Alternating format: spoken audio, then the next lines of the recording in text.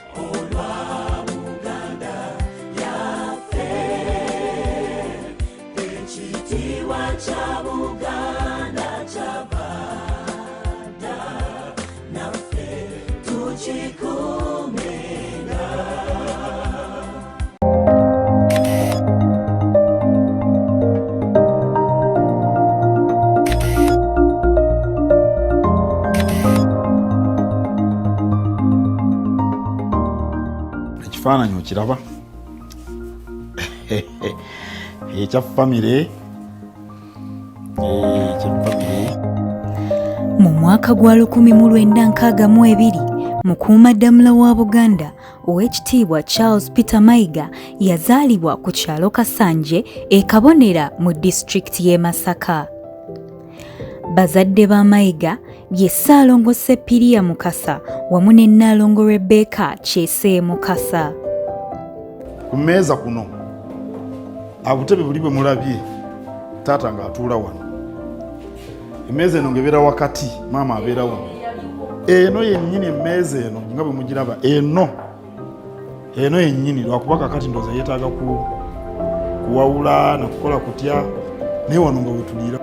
Mayiga yasomera mu masomero ag'enjawulo era primary ye yagisomera mu masomero 2 nga gano kwe kwali Butale Primary School wamu n'Enkoni Primary School. Bwe yamaliriza eddaala eryo, Mayiga yeegatta ku St. Henry's College Kitovu ng'eno gye yasomera O-level n'oluvannyuma ne yeegatta ku St. Mary's College Kisubi era eyo n'amalirayo siniya ey'omukaaga. Mayiga bw'atyo yeegatta ku ssettendekero ya Makerere University ng'amaliriza siniya ey'omukaaga ku St. Mary's College Kisubi era ng'eno gye yakugukira era ng'eno gye yafunira diguli ye esooka mu by'amateeka. Bw'atyo Mayiga yayongera n'asoma amasomo amalala agaamuviirako wamma okwogiwala obwongo.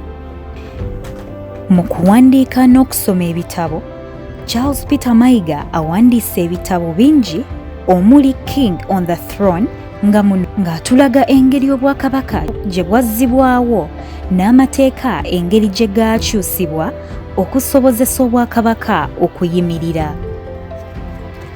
Charles Peter Mayiga obwakabaka bugenda okuddawo nga ye muwandiisi w'olukiiko lwa Ssaabataka era nga ye n'abalala baalina okubaga ennongoosereza ze baalaga gavumenti eteeke mu nkola ne ziweerezebwa ewa Ssaabawolereza Abu Mayanja.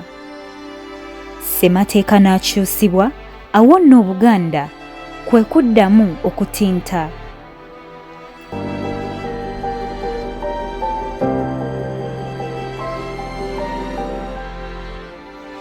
Mayiga ku myaka emito yazimba ennyumba gye yamalirako obutitimbe bw'ensimbi era agamba nti omuvubuka yenna tekyalibadde kirungi kuzimba mangu nnyumba naddala nga tannateekawo bintu bivaamu nsimbi.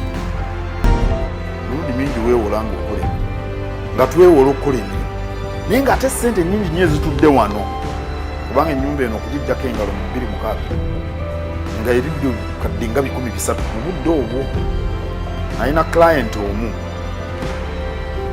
nga talina nnyumba nga client erimu Roland Mayiga Advocates nga musajja naakola emirimu gy'amaanyi kati ng'ennyumba asula mu mpangisa era nga nze mukolera zino endagaano z'obupangisa.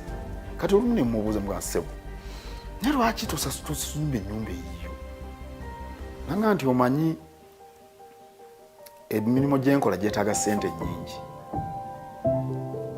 kati bwe naddira ssente ez'okukola emirimu ate nenzimbamu ennyumba ekinaddira ate nkwata nnyumba eyo yennyini gyenzimbye ngitwale mu banka bampole saagala kukola na ssente neewole kukozesa ssente zange.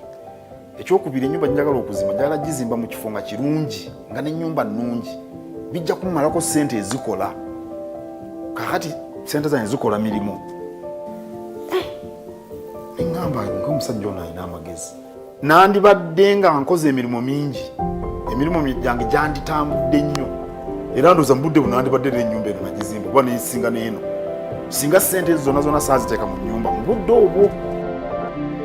Nazzikuno buli ssemaka yalinga ateekeddwa okuba n'ennimiro era kyabanga kive mu maka g'omusajja Omuganda okubulamu emmere. Nabwe kityo ng'oggyeko okuwandiika ebitabo, amateeka n'emirimu gy'embuga, mulimi era mulunzi. Okuva ku nkoko, ssekoko, embuzi wamu n'ente ku faamu y'ewamma 24. Abantu bangi bagamba nti ettaka tirimala kituufu era naffe wano si wanene ekiri awo naye abantu bakubiriza okulunda ne bwe kuba kwa mugwa zero grazing nzo kiyita okulunda okw'omugwa. Ente emu eno evaamu obusa bungi nnyo kasita ebeera nga eridde nekkuta n'enywa amazzi. Okuviira ddala mu mwaka gwa 1987 Mayiga abadde akolera wamu n'abakadde mu Bwakabaka bwa Buganda era kino kyongeredde ddala okwogiwaza obwongo bwe wamu n'okweyongera okumanya ebyobuwangwa n'ennono. Ng'ennaku z'omwezi 4 omwezi ogwa Kasambula 1991 ng'Obuganda buteekateeka okwezzaawo, Mayiga yalondebwa okuba omuwandiisi w'olukiiko lw'abakadde oluvunaanyizibwa ku nteekateeka ey'okuzzaawo Obuganda. Olwali luvunaanyizibwa ku nteekateeka ey'okuzzaawo Obuganda mu kaseera ako.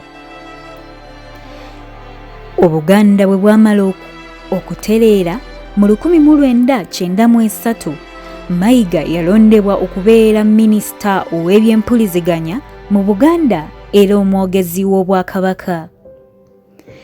Yaweereza Obwakabaka mu ngeri eyo okutuusa bwe yakwasibwa Ddamula mu mwaka gwa 2013 mu mwezi ogwokutaano awo nno n'afuukira ddala Katikiro wa Buganda omujjuvu. Nsanyusa okubalaba Tamale nsanyusa okulaba mwebala emirimu kale kati ewa gundi sento ennyumba nga sigirabye. Wabula nga Mayiga tannalondebwa kufuuka Katikiro yali yakagaana okwesimbawo mu gavumenti eya wakati oba mu gavumenti eya Uganda emirundi egisoba mu gumu. Mukuumaddamula abadde mu bufumbo bwe ne mukyala we Margaret Mayiga okuva mu 1987 era nga bano bafumbiriganwa bato ddala.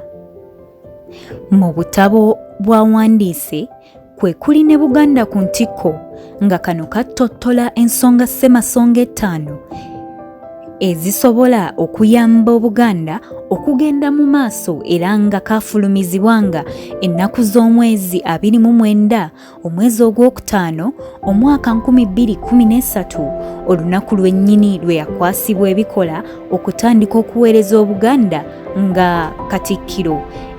Era okuviira ddala ku olwo wamma ggwe Obuganda bubadde mu ssanyu ery'ekitalo anti Mukuumaddamula yasobola n'okuzzaawo amasiro agaayokebwa wamu n'okuzimba amasengere n'emirimu emirala egy'enjawulo. Maaso moogi wamma ggwe yalengerera ddala wala Ddamula n'agikwasa omuvubuka embulakalevu Charles Peter Mayiga era okuva olwo Obuganda tebuddanga mabega. Kyeyava n'omulembe agutuuma omulembe ogw'abavubuka. BARBRAH CLARISSA NABULYA, MRU TV, awangaale Ssaabasajja Kabaka.